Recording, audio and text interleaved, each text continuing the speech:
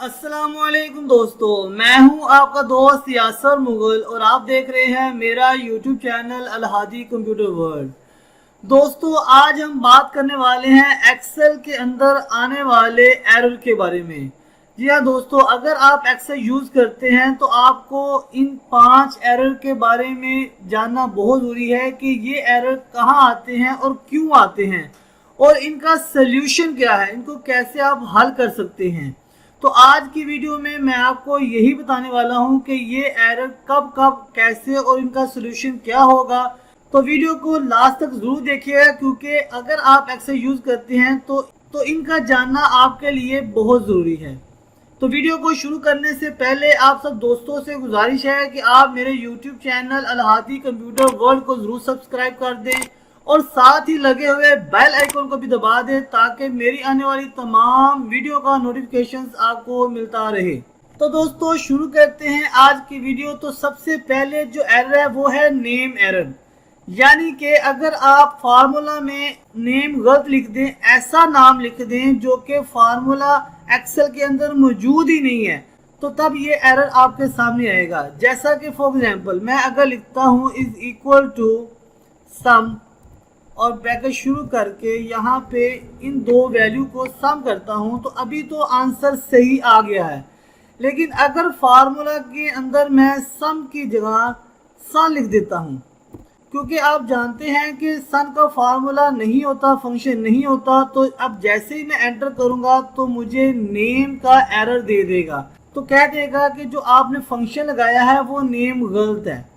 एक और देख लें, अगर मैं दोबारा यहाँ लगाता हूँ is equal to max, max करके मैं अगर वैल्यू निकालूंगा तो ये देखें मैक्स करके आ जाएगी। लेकिन अगर मैं मैक्स की जगह पे एम ए की जगह पे एम ई कर देता हूँ तो ये फार्मूला हमारे एक्सेल में नहीं होता, तो ये नेम का एरर आपको शो करेगा। तो इसका हल यही होगा कि आप अपने फार्मूले को चेक करें और उसमें स्पेलिंग मिस्टेक होगी उसको आप ठीक करें, जो फंक्शन बनता है वही लगाएं, तो ये देखें आपका वो एरर ख़त्म हो जाएगा।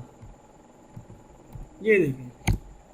तो दोस्तों, अगला जो एरर है वो है वैल्यू एरर, यानी कि अगर आप कोई भी फार्मूला लगाते हैं बगैर फंक्शन के अगर आप फार्मूला लगाते हैं और उसमें आप कुछ ऐसी वैल्यू लिख देते हैं जो कि फंक्शन में नहीं यूज होती, तो तब ये वैल्यू एरर देगा। चलिए मैं एग्जांपल देता हूं आपको। यहाँ पे मैं करता हूँ इक्वल टू इसको और मैं बगैर फंक्शन के मैं इसको ऐड करने लगा हूँ, तो इसको मैं ऐड करके ओके करूँगा तो ये देखें आंसर हमारा आ गया है, सही आ गया है। लेकिन अगर मैं यहाँ पे इसको प्लस करता हूं और साथ इसके साथ मैं यहाँ पे जो न्यूमेरिकल वैल्यू है इसको ऐड करने की कोशिश करता हूं, तो अब ये हमें वैल्यू एरर देगा कि आपका जो एरर है वो वैल्यू एरर है, यानी कि इसके अंदर जो आपने वैल्यू लिखी है वो कहीं ना कहीं गलत है।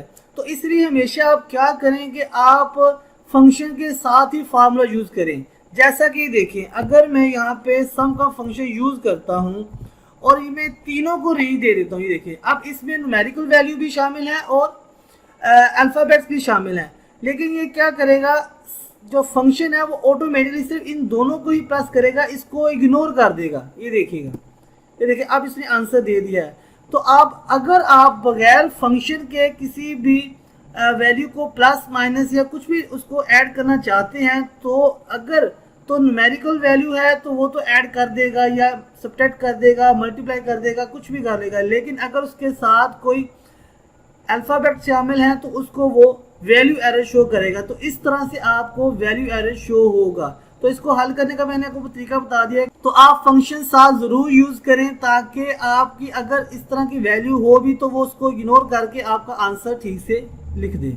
तो दोस्तों, अगला जो एरर है जैसे कि DIV, ये एरर तब आता है जब आप किसी भी रेंज को या किसी भी नंबर को 0 से डिवाइड करते हैं, तो तब ये एरर आपको शो करेगा। जैसा कि देखें, अगर मैं यहाँ पे लिखता हूँ 50 डिवाइडेड बाय 0 और एंटर करता हूँ, तो ये देखें आपको ये एरर शो कर रहा है। यानी कि अगर आप किसी भी वैल्यू को 0 के साथ डिवाइड करेंगे, क्योंकि यहाँ पे डिवाइड नहीं होता 0 के साथ, तो अगर आप 0 के साथ डिवाइड करेंगे तो ये वाला आपको एरर शो करेगा। तो जब भी ये एरर आए तो आप समझ जाएं कि आपने या किसी ने भी किसी भी वैल्यू को 0 के साथ डिवाइड किया है, जिस वजह से ये एरर आया है। तो दोस्तों अब ये जो एरर है, इसके बारे में जो चौथा एरर है, तो ये बड़ा ही कॉमन है। आपने अक्सर देखा होगा, आपके जब आप एक्सेल यूज़ करते हैं तो ये अक्सर आ जाता है। तो ये तब आता है जब आप बहुत ज़्यादा वैल्यू लिखें और वैल्यू आपके सेल में पूरी ना आए। ये देखिए, जैसे मैं लिख रहा हूँ और आपका सेल कम पड़ जाता है, तो जैसे मैं बाई कैन क्लिक करता हूँ तो ये देखें ये एरर आ गया है। अब इस एरर को हल करने का तरीका ये होता है कि आप अपने सेल को बड़ा कर दें। आप ये देखें, यहाँ से अगर सेल को बड़ा करेंगे तो ये वैल्यू आपके सामने शो हो जाएगी।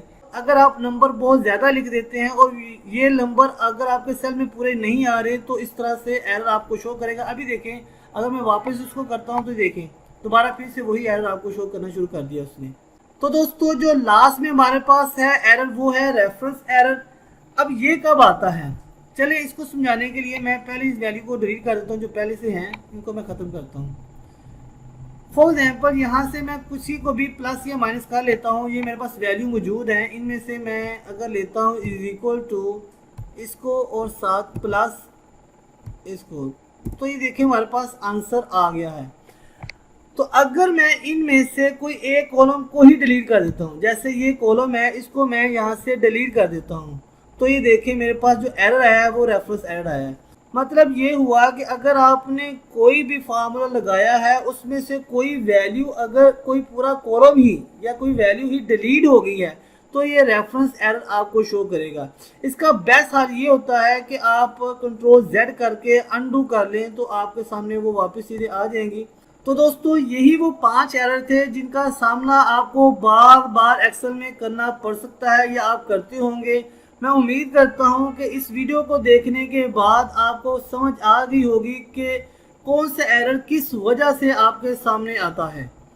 अगर आपको मेरी वीडियो अच्छी लगती है तो मेरी वीडियो को लाइक करें, मेरे चैनल को सब्सक्राइब करें और अपने दोस्तों के साथ भी ज़रूर शेयर करें। तो मिलते हैं इसी तरह की मज़ीद वीडियो को लेके, तब तक मुझे इजाज़त दीजिए। अल्लाह हाफिज़।